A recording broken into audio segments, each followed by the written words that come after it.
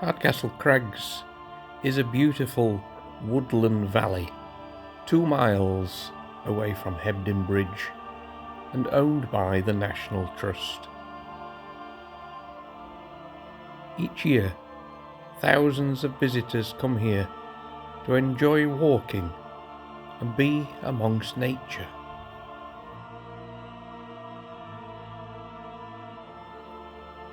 But over 200 years ago, this place was the scene of a horrific murder.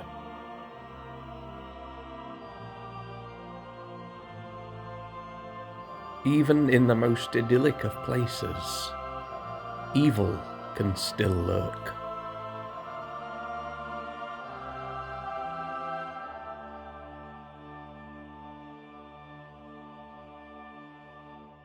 Hi everybody, Matt back with you. Hope you're okay. Today I am back at Hardcastle Crags, a beautiful National Trust woodland on the edge of Hebden Bridge. Our story today goes back over 200 years and an event that happened at a house not too far from where I am now. It's a murder. It's not a mystery, it was solved very quickly, but it's still one of the most horrific murders to take place here in the Calder Valley. We're going back to 1817 to look at the story of the pound note murder. Our story begins at a building a little bit further on here called Howden Hall. Back in the day it was called Howden Hole, and I think at some point it's even been called Hawden Hole or Hawden Hall, had various name changes. But in 1817, Howden Hole, and it was lived in by 80-year-old Samuel Sutcliffe, and he was regularly visited by his nephew who came from Heptonstall called Michael Pickles. Michael was a big, strong fella, and he would come and visit his uncle, and Michael was also a very religious person, and together they would read the Bible. Whilst they were reading it, Michael noticed something. He noticed that Samuel's Bible had a bookmark that was a pound note.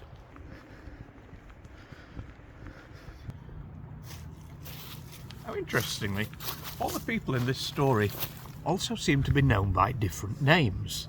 I don't know if this was just a Yorkshire thing or if it happened elsewhere, but it's certainly happening in the 19th century where people were just called different names. So we're talking about Samuel Sutcliffe, who's at the house, also known as Sammy O'Catties.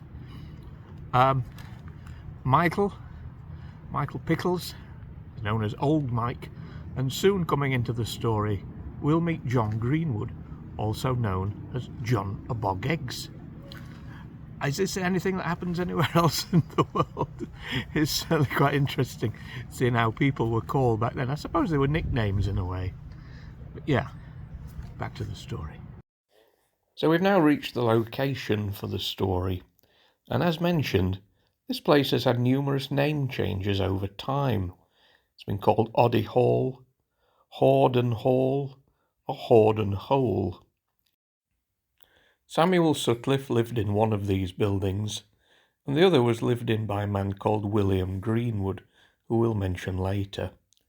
The white building was down this particular track that you can see just in front of us here, but that building has now gone. I'm guessing that is the one that Samuel Sutcliffe was in. There are photos of the white building in a state of abandonment, so it is just a guess, I'm not entirely sure. The other building still stands and is lived in today, so as it's private, this is as near to it as we are going to get today.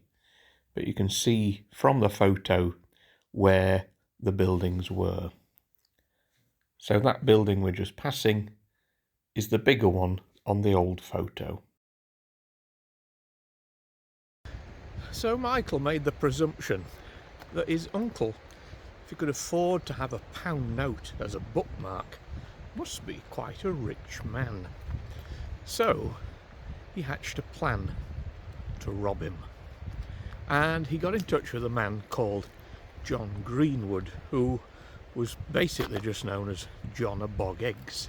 Now, Bog Eggs is a farm up above Old Town, so I'm guessing he is John of Bog Eggs Farm. And together they hatched a plan. Michael would go in and rob his uncle, and John would have to stand outside the window, and they would basically, hopefully, find some money and take what they can. But as we know, the best laid plans aft gang aglee, and the robbery went horribly wrong.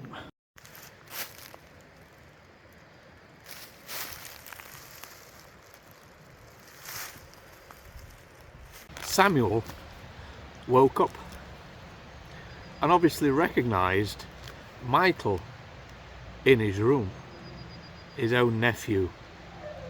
Michael didn't try and make any excuses for why he was there. He was a big, strong man, and he strangled his uncle to death there and then. Then they went on to rob the house. They took with them the pound note.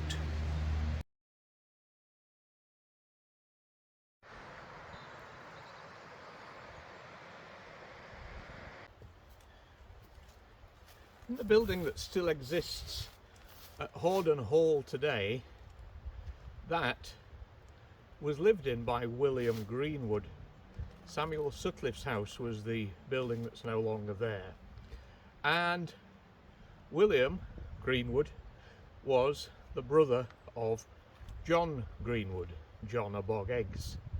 I'm not quite sure how he's implicated, but it seems that they took the items to William, the pound note and some other things that they'd taken from the scene, including some shoes. Now, this was on the 18th of February at midnight, but to show you quite how inept they were as criminals, they only had 4 weeks left on this planet. So you might think stealing a pound note seems pointless. It's not worth anything, but back in 1817, having a pound note was indeed a big thing, and Samuel was even said to brag about the fact that he had a pound note. But that was the item that led to his downfall. And somehow there's two versions of what happened next. The banknote was essentially traced. I'm guessing John, I think, was the person who tried to cash it in. And there's two things happening with the note itself. We know for sure it's definitely not been signed, and it's traced back to a bank in Mytham in Hebden Bridge. But it's either got on it written a number 63, or it's got 3 pinholes from where it's been pinned into a page on a book, possibly the Bible. Either way, that banknote was traced, and it led back to John of Bog Eggs. So John implicated himself not only with the pound note, but also apparently with some shoes. He'd stolen Samuel Sutcliffe's shoes, but they needed mending, and he took them in to be mended. And of course somebody said these are Samuel Sutcliffe's shoes, not John of Bog Eggs's. Maybe the shoe repair man had seen them before. But yeah, essentially the police went straight to John's door, and he confessed to what had happened. But of course he hadn't worked alone. What about Samuel's nephew, Mike?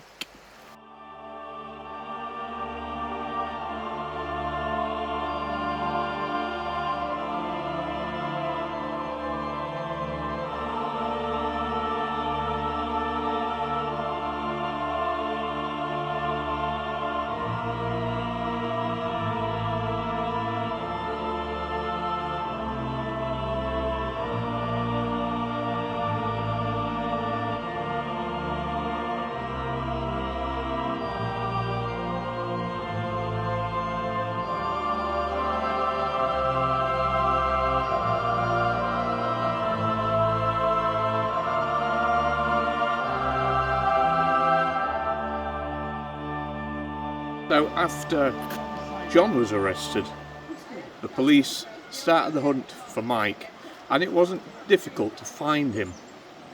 He was in King Cross in Halifax with his wife, and when they went in, they found them both eating a piece of parkin, like an old cake.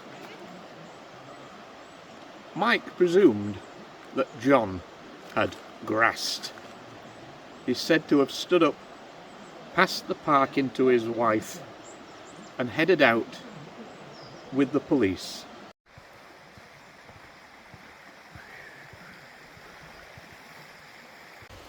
So with no doubt about their guilt, both Michael and John were found guilty of the crime of murder of Samuel Sutcliffe. And at York, on the 14th of March, they were both hung. That was the end of their crime spree, essentially. It had all gone hideously wrong, and they had paid the price.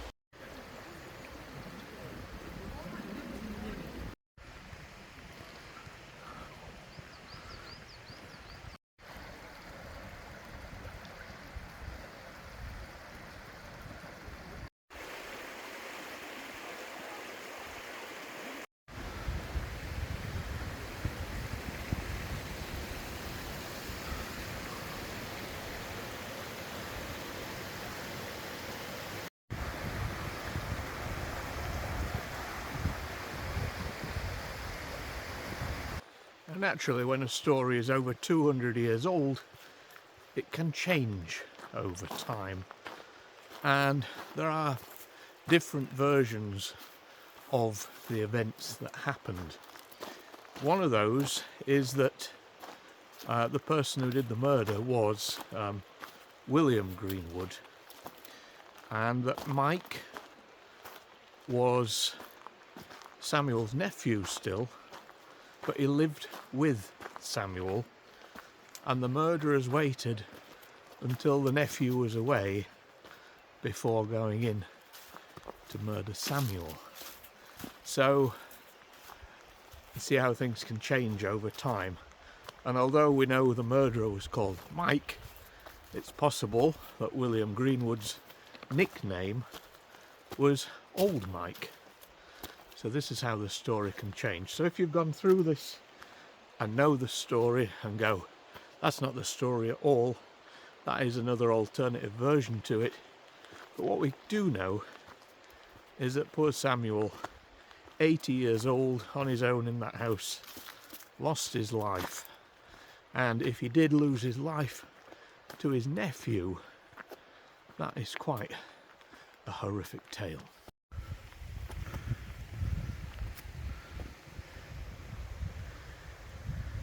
Although that's the end of the story in regards to Samuel and his murderers, it's not the end of the Howden Hall story, because obviously after Samuel's murder, it fell into a complete state of disrepair and abandonment. I believe nobody moved into it for about 100 years.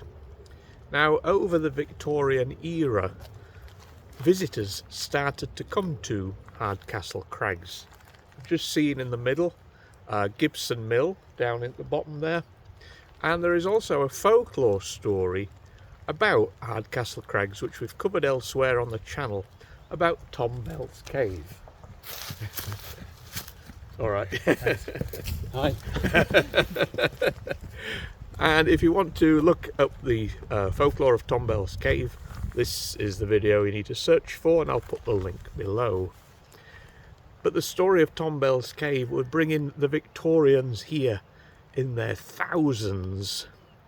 But something was needed, and after coming home from the war, eccentric Todmorden author William Holt bought Howden Hall, and he turned it into the Howden Hall holiday camp.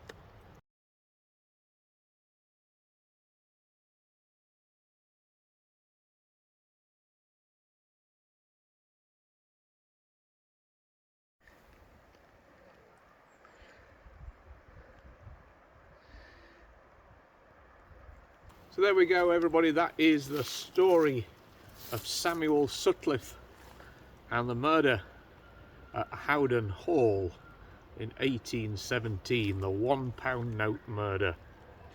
It is interesting to find, even in the most beautiful of locations, dark stories from the past exist. Do join me again soon. We are very close to our trip to Poland. A shout out, go and give Grizzly Gaz a watch. He did a video from Hardcastle Crags and gave me a shout, so this is me returning that favour. Go check out Grizzly Gaz, he's a good fella and you'll like his little dog, believe me.